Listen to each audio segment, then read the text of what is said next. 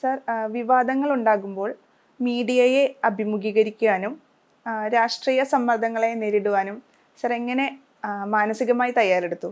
നമ്മൾ ജോലി ചെയ്യുന്നത് വളരെ ആത്മാർത്ഥമായിട്ട് പൊതുജനങ്ങൾക്ക് ഉപകാരമുണ്ടാകുന്നതിന് വേണ്ടി മാത്രം ആകുമ്പോൾ നമുക്ക് എന്ത് വിവാദമുണ്ടായാലും ഒരു സംശയമൊന്നും നമുക്കുണ്ടാവില്ല.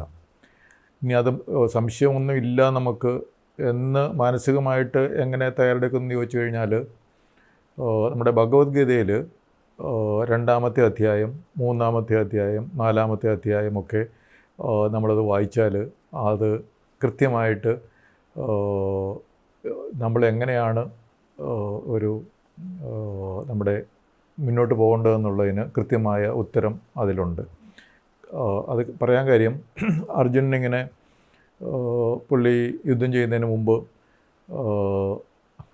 പുള്ളി ഇങ്ങനെ ബാക്കിയുള്ളവരെയൊക്കെ കാണുകയാണല്ലോ, പുള്ളിയുടെ പിതാമഹന്മാരും ഗുരുസ്ഥാനത്തുള്ളവരും ബന്ധുക്കളും സഹോദരന്മാരെ പോലുള്ളവരും ഒക്കെ, അവരോടൊക്കെയാണ് യുദ്ധം ചെയ്യേണ്ടത്, ഇവരൊക്കെ കൊന്നിട്ട് ഞാൻ എന്ത് നേടാനാന്നൊക്കെ അർജുനൻ ഇങ്ങനെ ഭഗവാൻ കൃഷ്ണനോട് ചോദിക്കുമ്പോൾ ഭഗവാൻ കൃഷ്ണൻ നൽകുന്ന ഉത്തരവുണ്ട്, നീ ആണും പെണ്ണും കെട്ടവനെ പോലെ അങ്ങനെ ആവരുത്, നീ നിൻ്റെ കർമ്മം എന്താണ്, ധർമ്മത്തിന് വേണ്ടി പോരാടുക എന്നൊക്കെയുള്ള കാര്യങ്ങളും, പിന്നെ നീ യുദ്ധം ചെയ്യാതെ ഇട്ടിട്ട് പോയി കഴിഞ്ഞാൽ നിനക്കുണ്ടാകുന്ന ദുഷ്പേരിനെ പറ്റി ചിന്തിച്ചിട്ടുണ്ടോ, അങ്ങനെയുള്ള കുറേ ഈ സാംഖ്യയോഗ അല്ലെങ്കിൽ ജ്ഞാനയോഗ, കർമ്മയോഗ എന്നൊക്കെയുള്ള പേരിൽ ഭഗവത്ഗീതയിൽ പറയുന്ന കാര്യങ്ങൾ, അത് നമ്മൾ ഉൾക്കൊണ്ടുകൊണ്ട് ഞാൻ യോഗ ചെയ്യുന്നയാളാണ്. ഞാൻ ഭഗവത്ഗീതയിലെ കാര്യങ്ങൾ ഒരു യോഗ ആണ് എന്ന് ഞാൻ കണക്കാക്കുന്നു. അപ്പോൾ യോഗ എനിക്ക് തീർച്ചയായിട്ടും മാനസികമായിട്ട് കരുത്ത് നൽകുന്നുണ്ട്.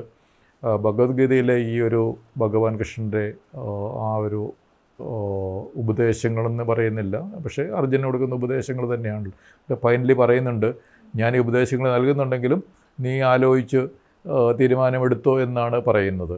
അപ്പോൾ അങ്ങനെ പറയുമ്പോൾ അത് ഉപദേശങ്ങൾ തന്നെയാണ്.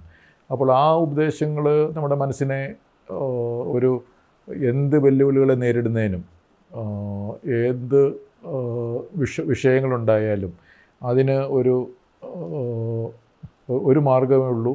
അത് നമ്മളുടെ എല്ലാവിധ കരുത്തും എല്ലാവിധ അറിവും ഉപയോഗിച്ച് നമ്മൾ പൂർണ്ണ ജനങ്ങൾക്ക് വേണ്ടിയാണ് ഞാൻ ചെയ്യുന്നുള്ള ആ ഒരു ബോധത്തോടുകൂടി ചെയ്യുക എന്നുള്ളത് തന്നെയാണ്. അപ്പോൾ അത് ഒരു സംശയവും നമുക്കുണ്ടാവുന്നില്ല, ഒരു വേവലാതിയും നമുക്കുണ്ടാവുന്നില്ല.